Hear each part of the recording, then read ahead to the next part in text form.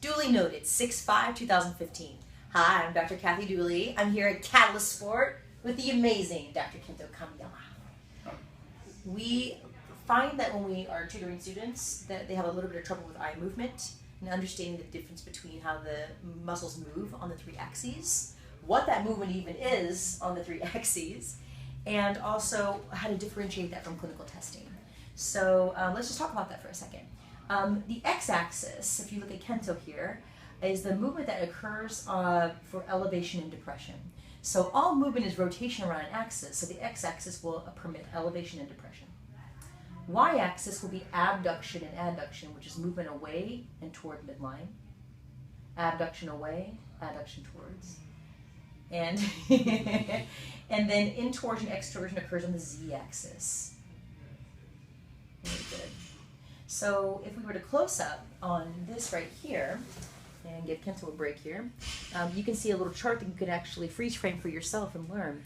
On the x-axis, elevation and depression occur, and the way you can remember what muscles do what are that the recti muscles are straight forward. Rectus means straight, which means the superior do what you think they'll do. They'll elevate on the x-axis, and they'll depress on the x-axis.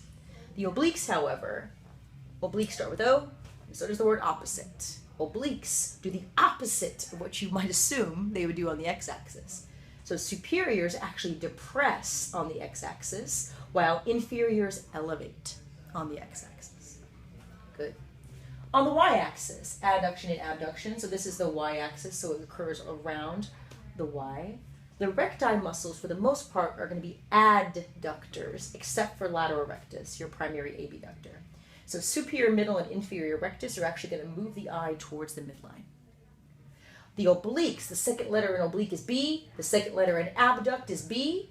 So the superior and inferior oblique plus the lateral rectus are actually going to move the eye away from midline into abduction. Obliques abduct. On the z-axis, this is intorsion and extorsion. This is the z-axis. So intorsion is also called medial rotation, extorsion called lateral rotation. We'll call them just intorsion and extorsion. Superiors actually intort, and I think of the word sin. Superiors intort. So superior rectus and superior oblique are actually going to move the eye towards the nose on the z-axis. The inferior muscles extort, and I always think that inferior people extort you, right? So inferior rectus, inferior oblique actually move the eye away from the nose on the z-axis. Cool. So let's go to clinical testing. After you've memorized what the muscles do in concentric contraction, we have to accommodate for the fact that these muscles have to respond to the link tension curve. So link tension curve is when a muscle is more powerful on one axis when they're stretched in another axis. This is why clinicians use the standard H for the cardinal signs of gaze. They're trying to eliminate certain muscles from their power perspective by utilizing the link tension curve. So let's cover what happens. A muscle is more powerful on the x-axis, which is this axis, if it's first stretched on the y-axis, which is this axis. So the superior oblique and inferior oblique are most powerful on the x-axis for elevation and depression when the eye is first adducted. This is because they're abductors. So if the eye is adducted, that means they're stretched in that plane, stretching them back like a rubber band, so that the most powerful muscle is then on the x-axis. The superior rectus and inferior rectus are the most powerful on the x-axis when the eye is first abducted, meaning that they actually are stretched when abducted, giving them great power potential when you elevate and depress if the eye is already in abduction. So, your standard signs for H. If you're drawing the H, you start in the center for medial rectus on each side in the adducted eye position. Also, we know that that's kind of shortened up the superior rectus and inferior rectus since they're adductors, as well as medial rectus.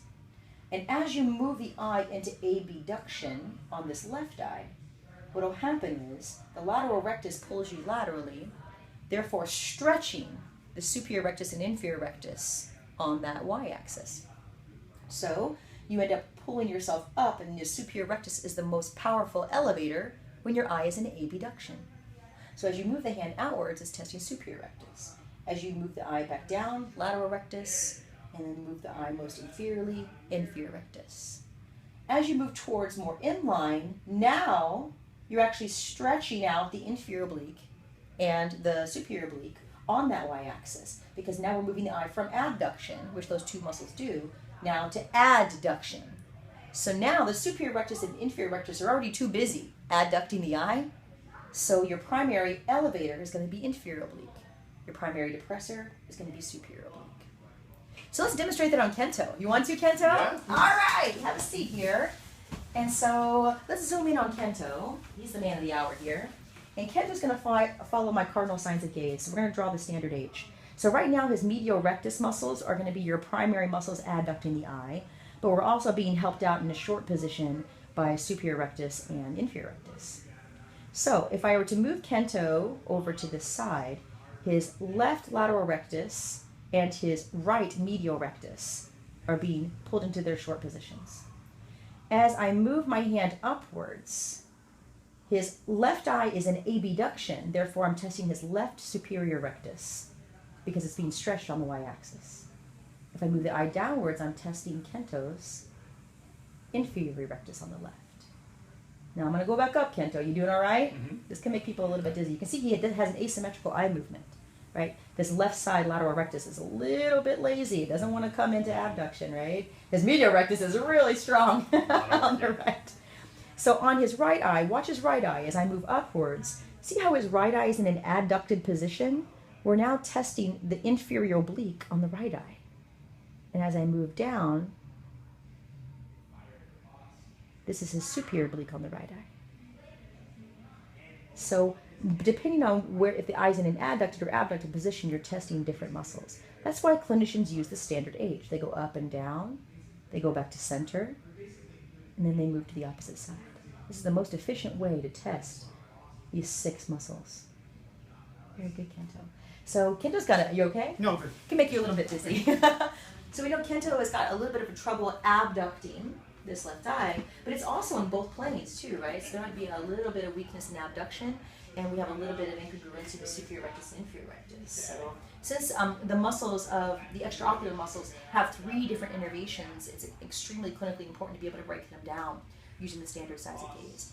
It's very confusing, right? Link tension curve, right? We learned the superior oblique puts the eye down and out, right? Because it abducts, depresses the eye, and in towards it. So it moves the eye like this. But the patient doesn't complain of moving the eye down and out, right? They have trouble looking down when the eye is adducted or in. So they have trouble looking, they get diplopia, double vision, when they go down the stairs or reading the paper. Right? So you have to think about not just what things do when they're short, but what things do when they're long on one axis versus the other. So the clinical testing can be very confusing. If this is troublesome for you, spend some time. Learn first what they do when they're short, and then understand the link tension curve, and learn what things do when they're long on one axis versus the other. I think this will really help you understand power. And if you really struggle, use a rubber band.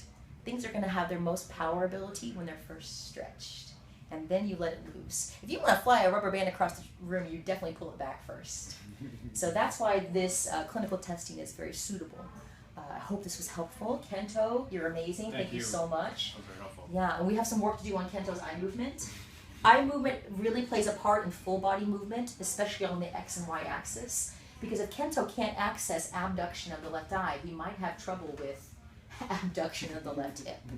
So, and even into the foot, right? Oh, absolutely. Yeah. So the eye movement is wired by the cerebellum, mostly at the pons, right? A little bit of midbrain too, right?